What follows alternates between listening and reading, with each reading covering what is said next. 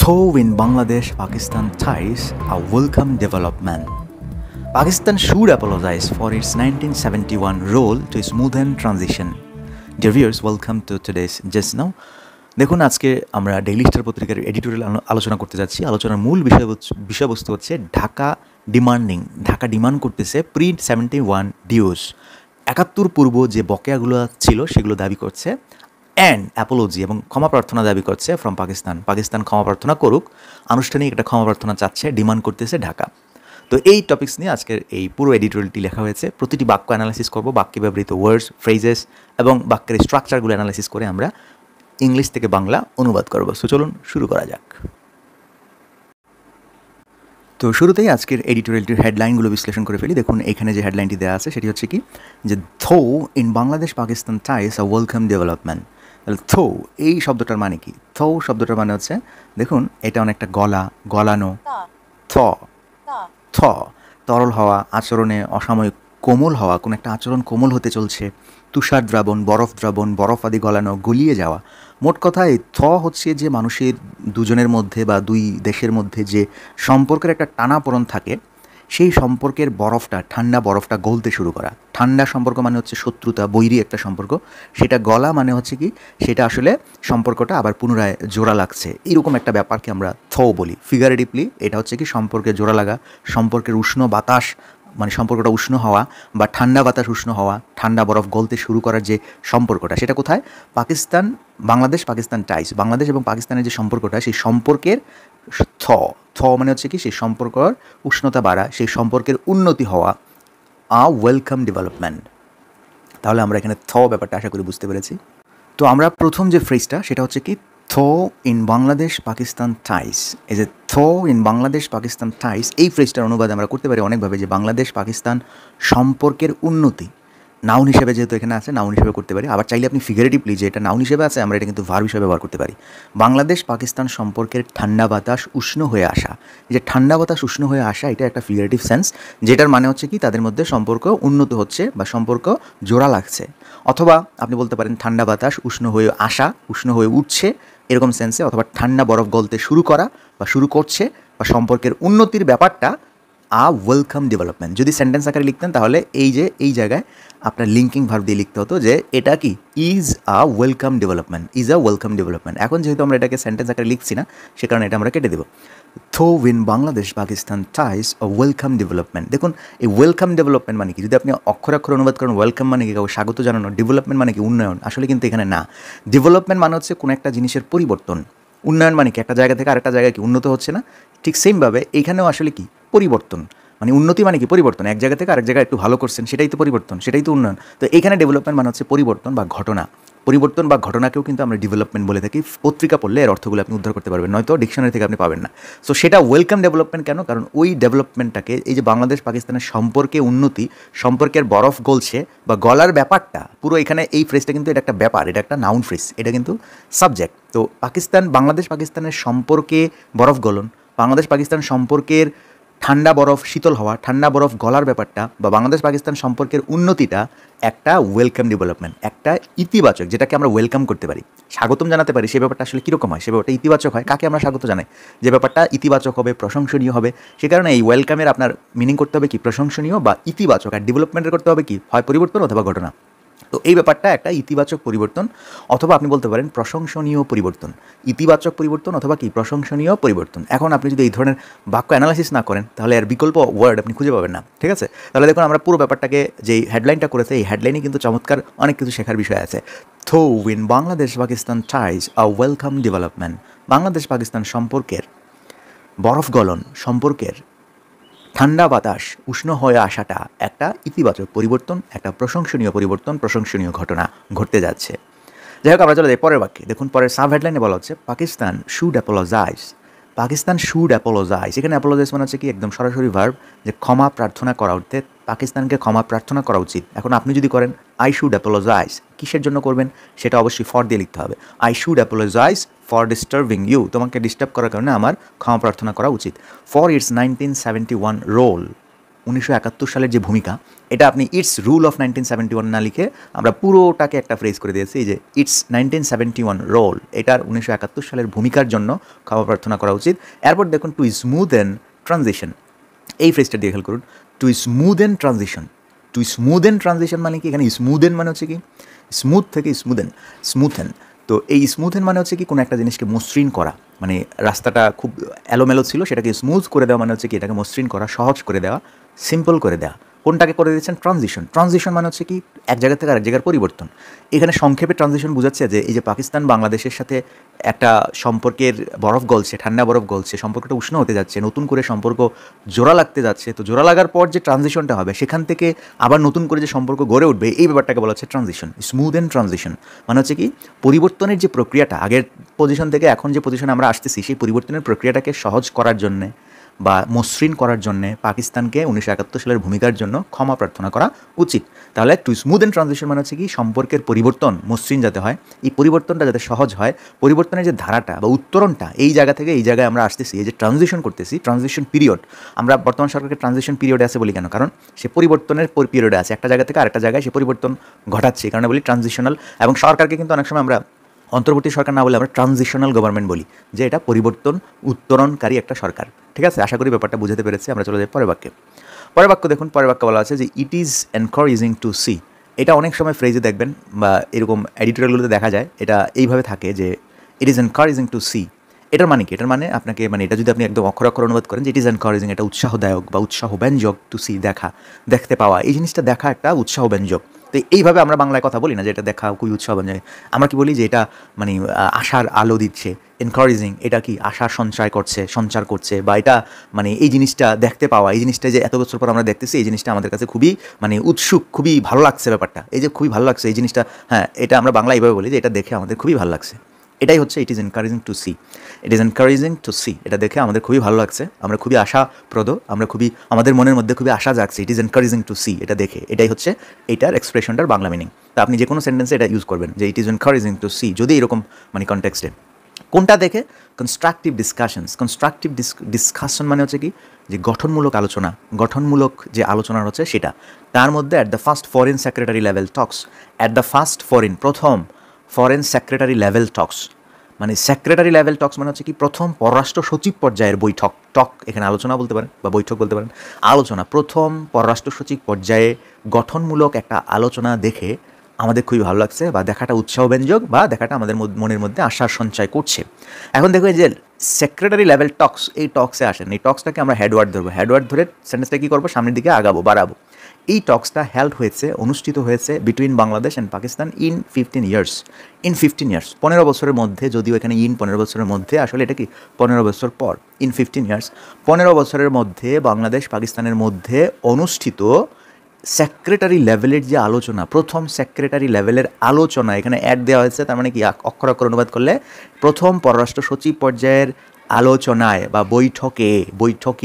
বৈঠকে গঠনমূলক আলোচনা দেখতে পেয়ে আমরা খুবই আনন্দিত, খুবই উৎসুক, আমাদের মনের মধ্যে আশার সঞ্চার হচ্ছে। এই হচ্ছে আমাদের এই বাক্যের অনুবাদ। যাই হোক, পরের বাক্যে চলে যায়। পরের বাক্য বলা হচ্ছে given the complex and often strained history.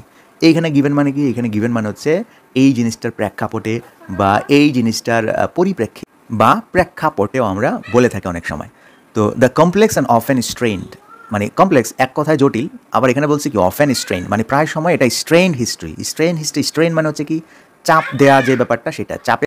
তাহলে এটার অনুবাদটা আমরা অনেকটা এরকম করতে পারি যে দুই দেশের মধ্যে জটিল ও প্রায়শই উত্তেজনাপূর্ণ বা স্ট্রেন টানাপোড়েনের ইতিহাসের পরিপ্রেক্ষিতে। দেখুন এখানে পরিপ্রেক্ষিতের ইংলিশটা হচ্ছে কি, বাংলাটা হচ্ছে কি পরিপ্রেক্ষিতের ইংলিশটা হচ্ছে গিভেন, আর বাংলা হচ্ছে পরিপ্রেক্ষিতে বা এটা বিবেচনায়, এরকম সেন্সে আপনি অনুবাদটা করতে পারেন।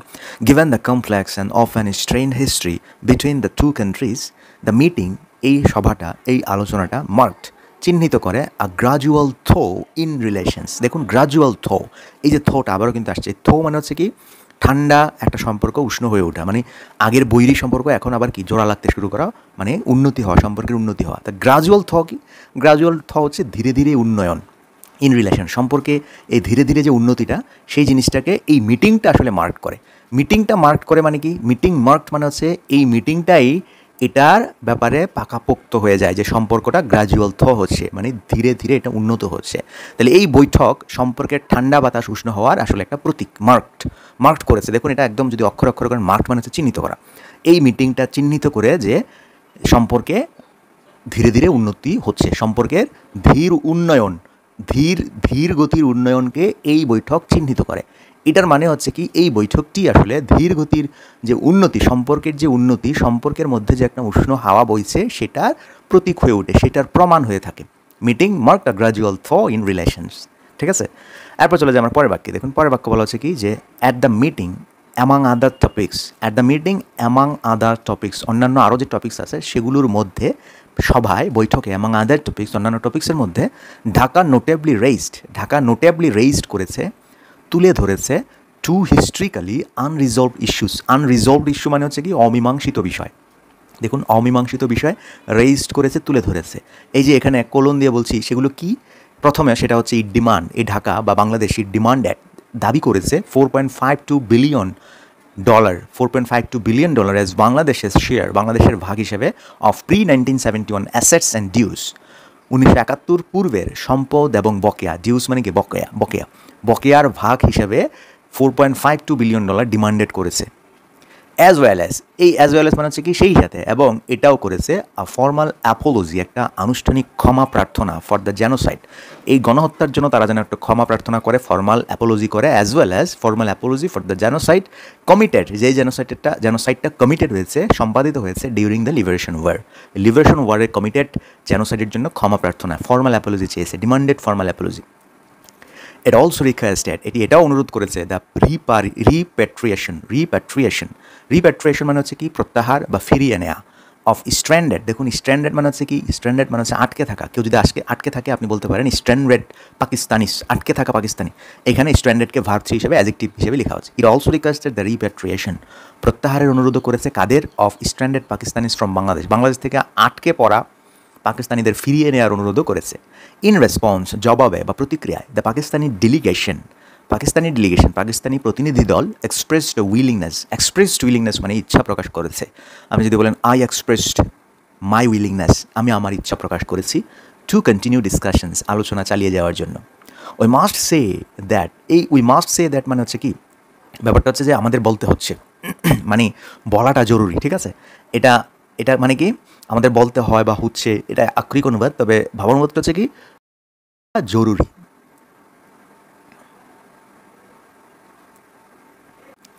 অর্থাৎ এটিকে যদি আপনি আক্ষরিকভাবে ফিল করেন যে উই মাস্ট সে দ্যাট, আমাদের অবশ্যই বলতে হচ্ছে, এটা মানে এই জিনিসটা বলা জরুরি।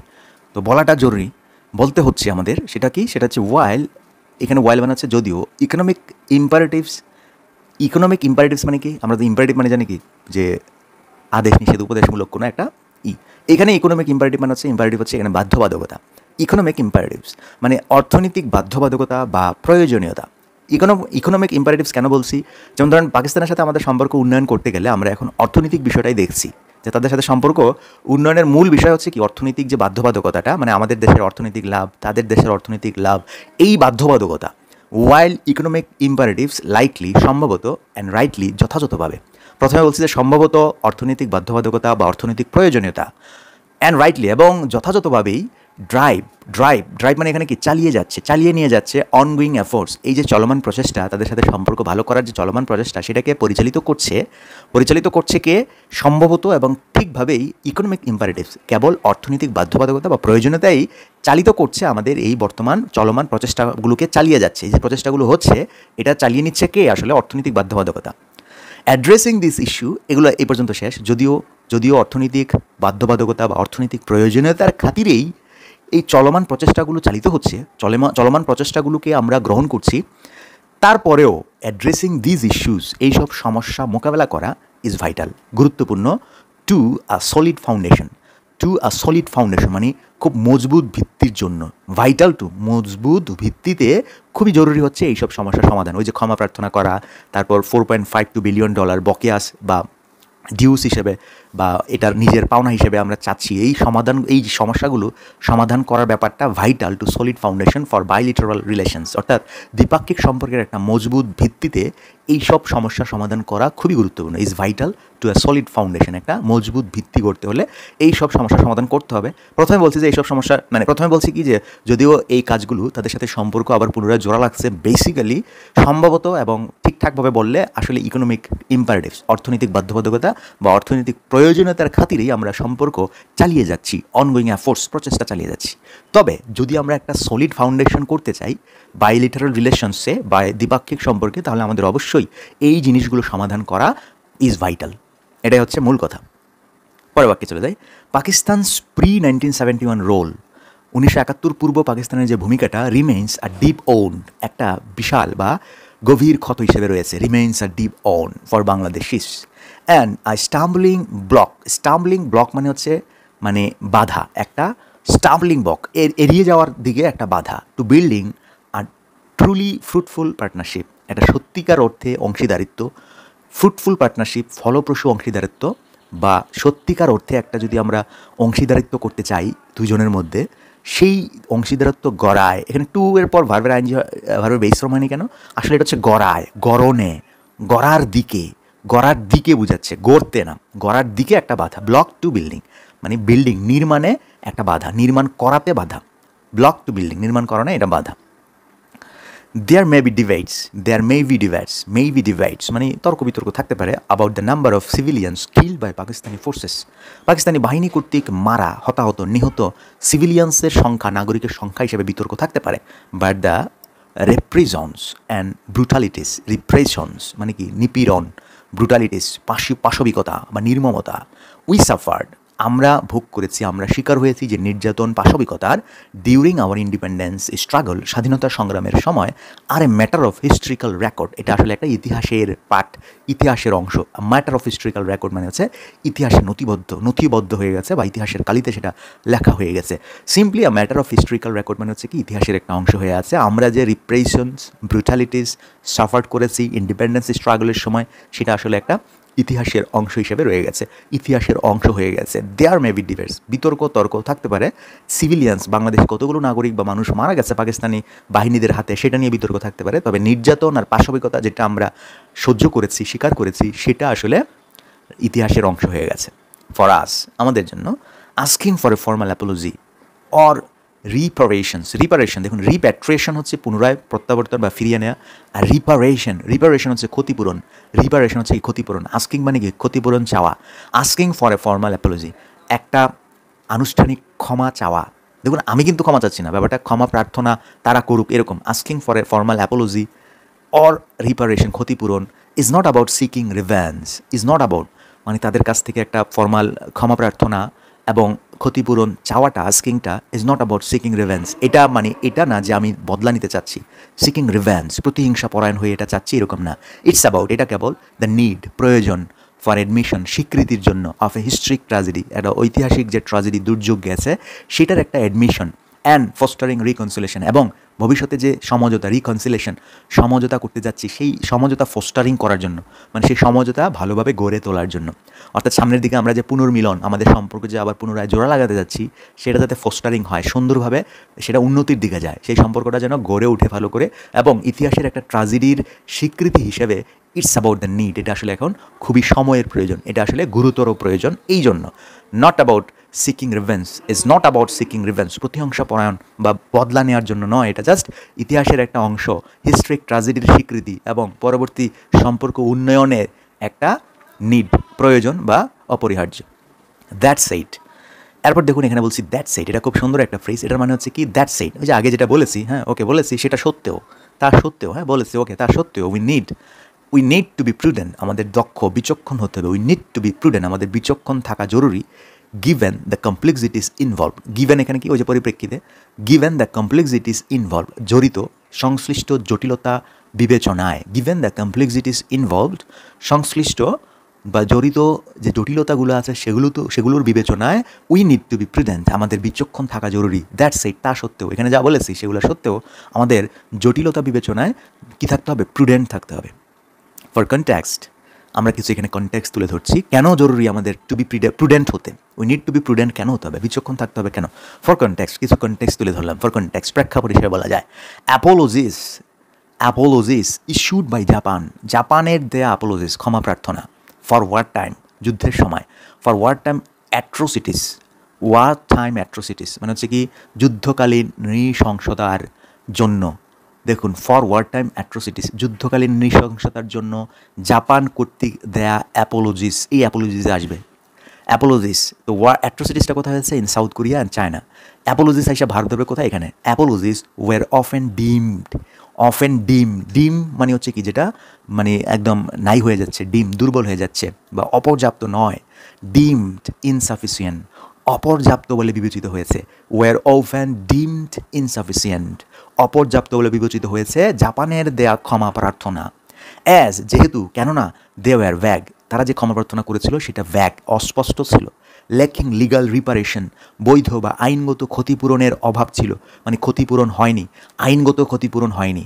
ওই যুদ্ধে যতগুলো মানুষ মারা গেছে, ওয়ার টাইম অ্যাট্রোসিটিস হয়েছে, সেই জন্য যে ক্ষমা প্রার্থনা করেছে সেটা ছিল ভ্যাগ অস্পষ্ট, এবং সেখানে আইনগত কোনো ক্ষতিপূরণের ব্যাপারটা ছিল কি ঘাটতি, ল্যাকিং লিগাল রিপারেশন। অথবা আন্ডারমাইন্ড তারা আন্ডারমাইন্ড করেছে, সেগুলো আন্ডারমাইন্ড হয়েছে বাই সাবসিকুয়েন্ট স্টেটমেন্টস পরবর্তী অনেক বিবৃতির মাধ্যমে সেটা আন্ডারমাইন্ড হয়েছে, মানে কি খর্ব হয়েছে। দেখুন, আন্ডারমাইন্ড মানে হচ্ছে কি খর্ব হয়েছে, সেগুলো পরবর্তীতে অনেক স্টেটমেন্ট, একবার ক্ষমা চাইছি পরে আবার বলছি যে ক্ষমা চাইলে চাইছি, হয়েছে কি মানে এই ধরনের কথাবার্তার মাধ্যমে যে ক্ষমা চাওয়াটা সেটা খর্ব হয়েছে। অ্যান্ড অ্যাকশনস অফ পলিটিশিয়ানস এবং রাজনীতিকদের অনেক কর্মকাণ্ডের মাধ্যমে, বক্তৃতার মাধ্যমে, পরবর্তী সাবসিকুয়েন্ট স্টেটমেন্টস পরবর্তী বক্তৃতা পরবর্তী কার্যক্রমের মাধ্যমে আন্ডারমাইন হয়েছে, খর্ব হয়েছে। যে অ্যাপোলজিসটা তারা করেছে সেগুলো খর্ব হয়েছে, যে ক্ষতিপূরণটা তারা দিয়েছে সেটা লিগাল রিপারেশন হয়নি এবং সেটা ইনসাফিসিয়েন্ট হয়েছে, অপর্যাপ্ত যথাযথ হয়নি। এই ধরনের কনটেক্সট আমাদের কাছে আছে। এই কারণে আমাদের কী হতে হবে? এই কারণে that said we need to be prudent given the complexities involved. এটার সাথে জড়িত জটিলতা বিবেচনায় আমাদের বিচক্ষণ হতে হবে। We need to be prudent, আমাদের বিচক্ষণ থাকতে হবে। ওকে, আমরা চলে যাচ্ছি পরের বাক্যে। দেখুন, সময় স্বল্পতার কারণে এখানে একটু আমরা দ্রুত পড়বো। যারা ইবুকটা নেবেন তারা ইবুকে ঘাটাঘাটি করবেন, সেন্টেন্স অ্যানালাইসিস নিয়ে ঘাটাঘাটি করবেন। দিস হাইলাইটস এটা তুলে ধরে দ্য ডিফিকাল্টি মানে এই যে ব্যাপারটা নিয়ে একটা জটিলতা আছে, ডিফিকাল্টি তুলে ধরে। এই যে আগের কনটেক্সটটা বললাম না, কনটেক্সটটা একটা ডিফিকাল্টি তুলে ধরে অফ সিকিউরিং অ্যাপোলজিস মানে হচ্ছে ক্ষমা চাওয়া বা ক্ষমা প্রার্থনা করার ব্যাপারটা আদায় করা। সিকিউরিং অ্যাপোলজিস মানে আমি অ্যাপোলজিস সিকিউর করতে চাচ্ছি, মানে কি তাদের কাছ থেকে ক্ষমা আদায় করার ব্যাপারটাকে ডিফিকাল্টি, ক্ষমা আদায়ের ব্যাপারটা যে দুর্বিষহ, এটা তুলে ধরে উপরের কনটেক্সটটা। That are both meaningful and enduring. এই যে অ্যাপোলজিসটা, এটা যে বোথ মিনিংফুল এবং এন্ডিউরিং, এটা খুবই অর্থবহ, এবং এন্ডিউরিং মানে হচ্ছে কি এটা স্থায়ী, দীর্ঘস্থায়ী। এই বিষয়টা আসলে তুলে ধরে, এটি তুলে ধরে এর মাধ্যমে বোঝা যায় যে সত্যিকার বা অর্থবহ, মিনিংফুল ও দীর্ঘকাল, এন্ডিউরিং দীর্ঘকাল ধরে প্রভাব ফেলতে পারে, এন্ডিউরিং হতে পারে যে ক্ষমা প্রার্থনাটা, স্থায়ী হতে পারে যে ক্ষমা পাওয়া সিকিউরিং অ্যাপোলজিস কতটা দুরূহ, ডিফিকাল্টি কতটা কঠিন, এটা তুলে ধরে। মানে তারা ক্ষমা চাইছে বলেই যে ক্ষমা হয়ে গেছে এরকম না, ব্যাপারটা বোঝাচ্ছে যে কতটা দুরূহ, কতটা কঠিন হতে পারে সিকিউরিং অ্যাপোলজিস। একদম পুরোপুরি যেই ক্ষমা পাওয়াটা দীর্ঘদিন ধরে এন্ডিউরিং করবে, প্রভাব ফেলবে এবং মিনিংফুল হবে, সত্যিকার অর্থেই সেটা ক্ষমা প্রার্থনার মতো হবে, সেই জিনিস সিকিউরিং করাটা কতটা ডিফিকাল্টি, এটাই আসলে হাইলাইটস করে। এই যে আগের কনটেক্সটটা বললাম, জাপান ক্ষমা চেয়েছিল, সেই জিনিসটা আসলে আমাদেরকে তুলে ধরছে যে এমন ক্ষমা চাওয়া যে ক্ষমাটা এন্ডিউরিং হবে, যে ক্ষমাটা মিনিংফুল হবে, সেই ক্ষমা আদায় করাটা কতটা দুরূহ, এটাই দিস হাইলাইটস, এটি তুলে ধরে। নেভারথলেস তা সত্ত্বেও সাস্টেইন ডিপ্লোম্যাটিক প্রেশার, সাস্টেইন মানে যে জিনিসটা সাস্টেইন করে ফেলেছে, মানে টিকে আছে, তো সেখান থেকে সাস্টেইন ডিপ্লোম্যাটিক প্রেশার মানে হচ্ছে কি দীর্ঘ বা অব্যাহত বা টানা ডিপ্লোম্যাটিক প্রেশার, টানা কূটনৈতিক তৎপরতা, কূটনৈতিক চাপ, টানা বলতে পারেন, পরপর বলতে পারেন, অব্যাহত বলতে পারেন সাস্টেইনকে। অব্যাহত কূটনৈতিক প্রেশার হ্যাজ অ্যাট টাইমস মাঝে মাঝে প্ররোচিত করেছিল বা তাদেরকে বাধ্য করেছিল renewed gestures of atonement. Atonement মানে হচ্ছে কি, অ্যাটনমেন্ট মানে হচ্ছে প্রায়শ্চিত্ত, কোনো কিছুর প্রায়শ্চিত্ত করি সেটা হচ্ছে কি অ্যাটনমেন্টস। আমরা যদি ডিকশনারি থেকে দেখি, দেখুন অ্যাটনমেন্টস মানে হচ্ছে কি প্রায়শ্চিত্ত, ক্ষতিপূরণ, অন্যায়ের প্রতিশোধ, প্রতিবিধান, মানে প্রায়শ্চিত্ত করতে চাচ্ছি, আমি অন্যায় করেছি সেটার একটা প্রায়শ্চিত্ত করতে চাচ্ছি, বা সেটা আমি দুঃখ প্রকাশ করতে চাচ্ছি। প্রায়শ্চিত্ত করা অনেক ক্ষেত্রে দুঃখ প্রকাশ করেও হয়, আবার ক্ষতিপূরণ দিয়েও হয়। তো সেখানে প্রম্পটেড করতেছে, মানে এই যে সাস্টেন ডিপ্লোম্যাটিক প্রেশার, অনবরত বা অব্যাহত কূটনৈতিক চাপ, হ্যাজ প্রম্পটেড ধাবিত করছে রিনিউড জেস্টার্স, নতুন করে জেস্টার্স মানে ভঙ্গিমা, প্রকাশ, এখানে প্রকাশ বলতে নতুন করে প্রকাশ অফ অ্যাটনমেন্ট, প্রায়শ্চিত্তের নতুন প্রকাশের দিকে প্ররোচিত করছে। ডিপ্লোম্যাটিক চাপ যখন দেই তখন দেখা যাচ্ছে নতুন করে প্রায়শ্চিত্ত প্রকাশের ক্ষমা প্রার্থনা করার অঙ্গভঙ্গিমা প্রকাশের দিকে প্রম্পটেড হচ্ছে, পরিচালিত করছে ফ্রম জাপান থেকে। মানে কূটনৈতিক চাপ দিলে অব্যাহত কূটনৈতিক তৎপরতা মাঝে মাঝে অ্যাট টাইমস মাঝে মাঝে জাপানকে পুনরায় ক্ষমা বা প্রায়শ্চিত্ত প্রকাশের উদ্যোগ নিতে প্ররোচিত করেছে। এটা আমরা দেখেছি যে পরবর্তীতে যখন আমরা ডিপ্লোম্যাটিক প্রেশার ক্রিয়েট করি তখন দেখা যাচ্ছে যে তারা আবারও ক্ষমা চাওয়ার জন্য কি হয়, রাজি হয়, এরকম একটা বিষয়। We must learn from such examples, এই ধরনের উদাহরণ থেকে আমাদের অবশ্যই শিখতে হবে, and engage with Pakistan accordingly, এবং সেভাবেই পাকিস্তানের সাথে আমাদের এঙ্গেজ হতে হবে, যোগাযোগ মিলতে হবে, হাত মেলাতে হবে, engage with Pakistan accordingly, accordingly মানে সেভাবে। We must learn from such examples, example থেকে শিখতে হবে, আর এক্সাম্পল মোতাবেক আমাদের পাকিস্তানের সাথে হাত মেলাতে হবে। অন পাকিস্তান সাইড, পাকিস্তানের পক্ষ থেকে ফর্মাল অ্যাপোলজি, একটা আনুষ্ঠানিক ক্ষমা প্রার্থনা, উড অলসো হেল্প, এটা সাহায্য করবে, সাহায্য করবে ভবিষ্যতের দিকে, সাহায্য করবে ইটস ওন কালেকটিভ র্যাকনিং, র্যাকন মানে হচ্ছে কি, র্যাকন মানে হচ্ছে আত্মসমালোচনা, নিজের মধ্যে বিচার বিশ্লেষণ করা। ওন কালেকটিভ র্যাকনিং মানে হচ্ছে কি জাতিগতভাবে সম্মিলিত বিচার বিশ্লেষণে। মানে এই যে পাকিস্তানের পক্ষ থেকে যদি পাকিস্তান একটা ফর্মাল অ্যাপোলজি চায় তাহলে সেটা সাহায্য করবে তাদের জাতিগতভাবে যে বিবেকটা আছে, বিবেকটা নাড়াতে, আত্মবিশ্লেষণে সাহায্য করবে, যে আমরা এতগুলো মানুষকে খুন করেছি। ওই আত্মবিশ্লেষণের ব্যাপারটা হচ্ছে কি কালেকটিভ র্যাকনিং, আনুষ্ঠানিক ক্ষমা প্রার্থনা তাদের নিজেদের সম্মিলিত আত্মসমালোচনায় বা জাতীয় বিবেকের জাগরণে যেমন সাহায্য করবে, অ্যাজ মাচ অ্যাজ তেমনই ইট উড ম্যান্ড, এবং এটা ম্যান্ড করবে টাইজ উইথ আস, আমাদের সাথে সম্পর্ক পুনর্গঠনে কী করবে, সাহায্য করবে। অ্যাজ মাচ অ্যাজ দিয়ে দুইটা ঘটনা এখানে বলা হচ্ছে। প্রথমটা হচ্ছে যেমনটা আমাদের সাথে সম্পর্ক পুনর্গঠন করবে, ম্যান্ড করবে, মেরামত করবে, ঠিক তেমনই এটি আসলে তাদের জাতিগত বিবেক জাগরণেও সাহায্য করবে একটা formal Apology. The economic aspect, অর্থনৈতিক যে স্প্যাক্টটা আছে, দিকটা আছে অফ বাংলাদেশের ডিমান্ডের যে ইকোনমিক অ্যাসপেক্ট, দেখুন এই পর্যন্ত কিন্তু subject the economic aspect of বাংলাদেশের ডিমান্ডস, বাংলাদেশের দাবির যে অর্থনৈতিক দিকটা could prove two be more challenging, মানে অর্থনৈতিক দাবি কি $4.52 বিলিয়ন আমরা চাইছি ক্ষতিপূরণ হিসেবে, ডিউস হিসেবে, সেটা কুড প্রুভ টু বি হতে পারে মোর চ্যালেঞ্জিং, আরও বেশি কঠিন হতে পারে, কঠিন বলে প্রমাণিত হবে, কুড প্রুভ প্রমাণিত হতে পারে, কঠিন বলে, হাউএভার যাই হোক। কেন কারণ অ্যাজ অফ এপ্রিল 4 তারিখ পর্যন্ত Pakistan's foreign exchange reserves stood at 15.75 billion, পাকিস্তানের যে বৈদেশিক মুদ্রার রিজার্ভ সেটা 4 তারিখ পর্যন্ত ছিল 15.57 বিলিয়ন, সেখানে বাংলাদেশ চেয়ে বসেছে $4.52 বিলিয়ন তাদের কাছ থেকে ক্ষতিপূরণ, তো সেটা তো চ্যালেঞ্জিং হবেই। Meeting the demand for 4.52 billion would mean, মানে এটার মানে হচ্ছে যে 4.52 বিলিয়ন যে ডিমান্ড করেছি, এই ডিমান্ড মিটিং পূরণ করা আসলে উড মিন এই পূরণ করা মানে হচ্ছে পার্ট উইথ কোনো কিছু ছেড়ে দেওয়া বা ত্যাগ করা, এটার মানে হচ্ছে ছেড়ে দেওয়া মোর than a quarter of those reserve, সেই রিজার্ভের 1/4 বেশি ছেড়ে দেয়া। দেখুন বুঝতে পেরেছেন কিনা, meeting the demand for 4.52 billion ওই যে বকেয়া হিসেবে বাংলাদেশকে দেয়ার দাবি পূরণ করাটা উড মিন, এটা হতে পারে, এটা বুঝাচ্ছে পার্টিং উইথ ছেড়ে দেয়া more than a quarter of those reserve, part with একসাথে বলতে হবে, পার্ট উইথ ছেড়ে দেয়া, part with something, I just want to part with you মানে কি আমি তোমাকে ছেড়ে দিতে চাচ্ছি, I just want to part with you.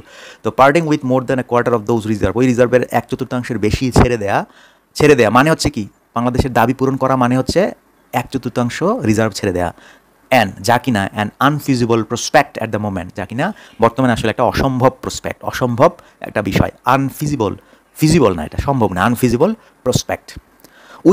সুতরাং আমরা need to approach the issue, আমাদের এই সমস্যাটির প্রতি we need to approach the issue with passions and strategic foresight, কৌশলপূর্ণ কৌশলগত দৃষ্টিভঙ্গি এবং ধৈর্যের মধ্য দিয়ে উই নিড টু অ্যাপ্রোচ, সামনের দিকে আগানো উচিত। তাই we need to approach the issue, এই বিষয়টাকে সামনের দিকে নিয়ে যাওয়া উচিত ধৈর্যের সাথে এবং কৌশলগত দৃষ্টিভঙ্গির সাথে। আমরা চেয়েছি, তারা রাজি হয়েছে, আমরা ধীরে ধীরে সেটা পাওনার দিকে যাব, ডিপ্লোম্যাটিক প্রেশার ক্রিয়েট করব, সাস্টেইনড ডিপ্লোম্যাটিক প্রেশার করব, অনবরত কূটনৈতিক চাপ দিব, আস্তে আস্তে আনবো, তবে এখানে উত্তেজিত হওয়ার কিছু নাই। It's important to remember that, মনে রাখা জরুরি, বোথ সাইডস উভয় পক্ষেরই হ্যাভ অনেক কিছু আছে টু গেইন, লাভ করার, ফ্রম অ্যান ইমপ্রুভ রিলেশনশিপ, উন্নত একটা সম্পর্ক যদি হয় তো সেই সম্পর্ক থেকে উভয়েরই হ্যাভ টু গেইন করার অনেক কিছু আছে, নট জাস্ট ইকোনমিক্যালি, শুধু অর্থনৈতিকভাবে নয়, but also in other areas of shared interest, আরও অনেকগুলো এরিয়া আছে, এলাকা আছে, ক্ষেত্র আছে যেগুলো আমাদের শেয়ার্ড ইন্টারেস্ট, পারস্পরিক স্বার্থের অন্য অনেক ক্ষেত্র রয়েছে যেগুলো থেকে আমরা অনেক কিছু we have much to gain. বাংলাদেশের exports to Pakistan stood at 61.98 billion in fiscal year 2024। 2024 সালের অর্থ বছরে $61.98 মিলিয়ন বাংলাদেশের এক্সপোর্ট, বাংলাদেশের রপ্তানি, বাংলাদেশের এক্সপোর্টস রপ্তানি, পাকিস্তানে বাংলাদেশ রপ্তানি করেছে $61.98 মিলিয়ন। ওয়াইল, এই ওয়াইল মানে হচ্ছে যেখানে অন্যদিকে ইম্পোর্টস ফ্রম পাকিস্তান, পাকিস্তান থেকে আমদানি করা হয়েছে ওয়ার $627.8 মিলিয়ন, মানে বাংলাদেশ রপ্তানি করে 61 মিলিয়ন আর পাকিস্তান থেকে 2024 সালে আমদানি করেছে $627 মিলিয়ন। মানে কোথায় দেখুন, কোথায় 61, কোথায় 627, কোথায় 61, কোথায় 627। আ গ্যাপ, এমন একটা ফারাক that greater cooperation can help address, মানে আরও বেশি সহযোগিতা, গ্রেটার কোঅপারেশন বৃহত্তর আকারে পারস্পরিক সহযোগিতাই ক্যান হেল্প টু অ্যাড্রেস এই যে গ্যাপটা, এই গ্যাপটাকে can help to address this gap, এই গ্যাপটাকে কমানো, এখানে অ্যাড্রেস মানে কমানো, মোকাবেলা করে, এই গ্যাপটা কমাতে গেলে আমাদের আরও ভালো কোঅপারেশন লাগবে তাদের সাথে, তাদের দেশেও আমাদের কি পণ্য পাঠানোর ব্যবস্থা করতে হবে। আমরা $627 মিলিয়ন নিয়ে এসেছি, তাদের কাছ থেকে $61.98 মিলিয়ন এক্সপোর্ট করেছি, সেটা আরও বাড়াতে হবে এবং সেটা বাড়াতে গেলে তাদের সাথে গ্রেটার কোঅপারেশন, সাহায্য সহযোগিতা আরও ব্যাপক আকারে করতে হবে। However, যাই হোক, these imports are still considerably lower than those from China and India. যাই হোক, তবে আমরা চায়না এবং ইন্ডিয়া থেকে যে পরিমাণ আমদানি করি সেই অনুযায়ী এটা আসলে খুবই কনসিডারেবলি লোয়ার বিবেচনা, সেটা আসলে কি তুলনায় খুবই কম। এনহান্সড ট্রেড টাইস, এনহান্সড এটা ভার্ব 3, উন্নত ট্রেড টাইস বাণিজ্যিক সম্পর্ক উইথ পাকিস্তান, পাকিস্তানের সাথে কুড ডাইভার্সিফাই, এটা বৈচিত্র্য করতে পারে, বৈচিত্র্য আনতে পারে, কুড ডাইভার্সিফাই মানে বৈচিত্র্যকরণ করতে পারে পাকিস্তানের সাথে, একটা এনহান্সড ট্রেড টাইস ডাইভার্সিফাই করতে পারে আওয়ার সোর্সিং মার্কেটস হচ্ছে যে বাজার, সরবরাহ বাজারের বৈচিত্র্য আনতে পারে, সরবরাহ বাজারে, যেমন আমরা পাকিস্তান থেকে আনলে সেক্ষেত্রে আগে যে আমরা ভারত থেকে বেশি করে আনতাম, চীন থেকে বেশি করে আনতাম, সেগুলোতে একটু কি বৈচিত্র্য আনতে পারে। অ্যান্ড অফার করতে পারে কম্পিটিটিভ অ্যাডভান্টেজেস, এবং অফার মানে এখানে অফার মানে দিতে পারে প্রতিযোগিতামূলক সুবিধা দিতে পারে, উন্নত সম্পর্ক, পাকিস্তানের সাথে উন্নত সম্পর্ক, প্রতিযোগিতামূলক সুবিধা দিতে পারে। যেমন ধরেন ভারত একটু ট্যারামি করলে পাকিস্তান থেকে একটু বেশি আমদানি করবো, পাকিস্তান একটু ট্যারামি করলে চীন থেকে একটু বেশি আমদানি করবো, এই যে এটাকে বলা হয় competitive advantages. Already direct shipping has began, direct shipping সরাসরি শিপিং মানে সরাসরি মালামাল বা পণ্য পরিবহন, ডিরেক্ট শিপিং হ্যাজ বিগান শুরু হয়েছে between Bangladesh and Pakistan. While trade and visa procedures are getting easier, trade and visa procedures are getting easier, কোনো কিছু সহজতর হওয়া মানে আর গেটিং ইজিয়ার, বাণিজ্য এবং ভিসা প্রক্রিয়া সহজতর হচ্ছে, উইথ সেই সাথে direct flights on the cards. দেখুন direct flights on the cards, এটা উইথ দিয়ে লেখার কারণে এখানে আমরা কী করি নেই, সেন্টেন্সটা লিখিনি, direct flights are on the cards, এখানে আর দিলে সেন্টেন্স হতো, আমরা দিব না, আর অন দ্য কার্ডস। কোনো কিছু আর অন দ্য কার্ডস মানে হচ্ছে পরিকল্পনার মধ্যে থাকা, অন দ্য কার্ডস পরিকল্পনার মধ্যে থাকা, অন দ্য কার্ডস কোনো কিছু আর অন দ্য কার্ডস মানে এটা পরিকল্পনার মধ্যে আছে। ডিরেক্ট ফ্লাইটস মানে সরাসরি ফ্লাইট চালুর পরিকল্পনা রয়েছে, উইথ সরাসরি পরিকল্পনা, ফ্লাইট চালুর পরিকল্পনার সাথে পরিকল্পনা তো রয়েছে, ভিসা প্রসিডিউরস গেটিং ইজিয়ার হচ্ছে, এবং অলরেডি ডিরেক্ট শিপিং সরাসরি পণ্য পরিবহনে চলাচল শুরু হয়েছে। অফকোর্স অবশ্যই sensitivities rooted in something as crucial as 1971 will not vanish overnight. Of course অবশ্য সেন্সিটিভিটিস মানে যেই সংবেদনশীলতা, রুটেড ইন নিহিত রয়েছে সামথিং কোনো কিছুতে, যেমনটা অ্যাজ ক্রুশাল অ্যাজ 1971 মতো কিছু, অ্যাজ ক্রুশাল অ্যাজ 1971 মতো গুরুত্বপূর্ণ কিছু একটা যেটা সেন্সিটিভিটিস সংবেদনশীলতা রয়েছে, সেটা উইল নট ভ্যানিশ, সেটা ভ্যানিশ হয়ে যাবে না ওভারনাইট, রাতারাতি সেটা চলে যাবে না। আমাদের একটা সেন্সিটিভিটিস আছে 1971 গুরুত্বপূর্ণ বিষয় নিয়ে, কিন্তু সেটা রাতারাতি শেষ হয়ে যাবে না।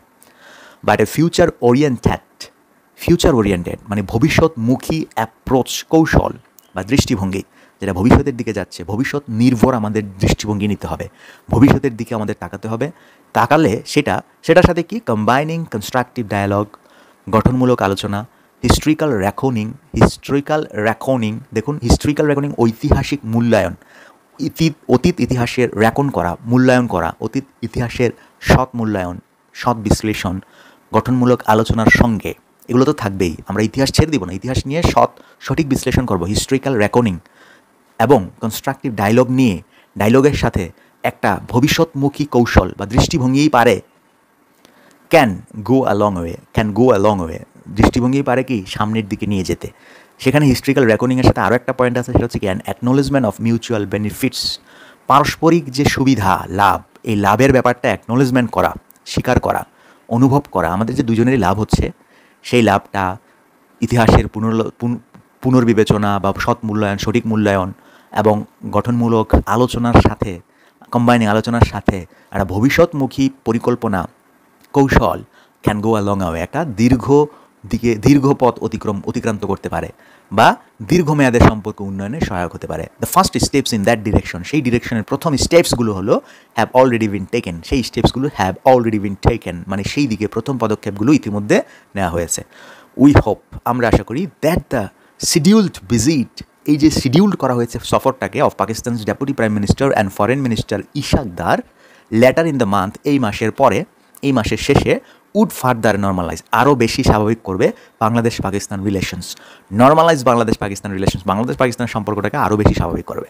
আমরা আশা করি এই মাসের শেষে পাকিস্তান উপপ্রধানমন্ত্রী এবং পররাষ্ট্রমন্ত্রী ইশাক দারের নির্ধারিত সফর, শিডিউলড ভিজিট, নির্ধারিত সফর, এই নির্ধারিত সফর কী করবে? বাংলাদেশ পাকিস্তানের সম্পর্কে আরও স্বাভাবিক করবে, নর্মালাইজ করবে। তো দেখুন, বাংলাদেশ পাকিস্তানের সম্পর্ক নর্মালাইজ করা বা সম্পর্কের উন্নতি অর্থে আমরা কিন্তু ব্যবহার করেছিলাম এই কিন্তু ভার্ব হিসেবে ব্যবহার করা যায়, আপনি ব্যবহার করতে পারতেন would further Bangladesh Pakistan relations, Bangladesh পাকিস্তানের ঠান্ডা বাতাসকে আরও উষ্ণ করে তুলবে, উড ফার্দার এখানে দিতে পারতেন, নর্মালাইজ না দিয়ে দিতে পারতেন, যেটা একদম শুরুতে আমরা হেডলাইনে ব্যবহার করেছিলাম। তো দেখুন, আমরা পুরো এডিটোরিয়ালটার প্রতিটি বাক্যই কিন্তু অ্যানালাইসিস করেছি। যারা বিশেষ করে রিটেন পরীক্ষা দিবেন বা IELTS পরীক্ষা দিবেন, এই ধরনের প্যাসেজ অনুভব করা, বিশ্লেষণ করা কিন্তু খুবই গুরুত্বপূর্ণ, খুবই জরুরি। বিশেষ করে যারা ইংরেজি শিখতে যাচ্ছেন, ধরেন এখন আপনি ইংরেজিতে কথা বলবেন বাংলাদেশ এবং পাকিস্তান সম্পর্ক নিয়ে, তো সেক্ষেত্রে আপনি এই যে ওয়ার্ডসগুলো যদি না জানেন, আপনার ভাষা স্পোকেন ইংলিশ তো অ্যাডভান্সড হবে না।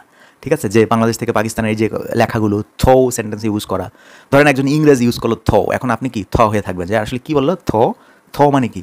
ঠিক আছে, তো নর্মালাইজ বললে আবার আপনি বুঝবেন, কিন্তু বললে তো বুঝবেন না। তো এই অর্থগুলো আপনার বুঝতে হবে। শেয়ার্ড ইন্টারেস্ট বুঝতে হবে, সাস্টেইনড ডিপ্লোম্যাটিক প্রেশার বুঝতে হবে। সাস্টেইনড এখানে কি, যে পরপর, টানা, অব্যাহত, এরকম অর্থে ব্যবহৃত হয়। দেখুন, এখানে যতগুলো ওয়ার্ডস বা যতগুলো সেন্টেন্সেস আমরা শিখেছি, ফর্মাল অ্যাপোলজি শব্দটা যদি আপনি ফ্রেজটি যদি না জানেন যে ফর্মাল অ্যাপোলজি কোনটা, যে এক দেশ আরেক দেশের কাছ থেকে আনুষ্ঠানিকভাবে ক্ষমা প্রার্থনা করে। কালেকটিভ রেকনিং মানে কি? কালেকটিভ রেকনিং হচ্ছে জাতির বিবেককে জাগ্রত করে, এরকম কিছু। ঠিক আছে, ম্যান চয়েস, এরকম দেখুন, sustain diplomatic pressure. Renewed gesture of atonement মানে কি? রিনিউড জেস্চার অফ অ্যাটনমেন্ট, ধরেন আপনার বন্ধুকে আপনি চাপ দিচ্ছেন, প্রমোটেড করছেন কোনো একটা বিষয় বলে, আপনার বন্ধুকে আরেক বন্ধুর মাধ্যমে প্রমোটেড করেছেন যাতে নতুন করে আপনার কাছে ক্ষমা চায়। সেটাই হচ্ছে যে your friends prompted him renewed gestures of atonement, মানে পুনরায় ক্ষমা চাওয়ার একটা ভঙ্গিমা নিয়ে যাতে সে আসে, প্রকাশ যাতে সে আমার কাছে করে, সেটা হচ্ছে রিনিউড জেস্চার্স অফ অ্যাটনমেন্ট। যাই হোক, এই ব্যাপারগুলো আমরা আলোচনা করেছি, অনেক বড় একটা ভিডিও হয়ে যাচ্ছে, সে কারণে আমরা আলোচনা বাড়াচ্ছি না।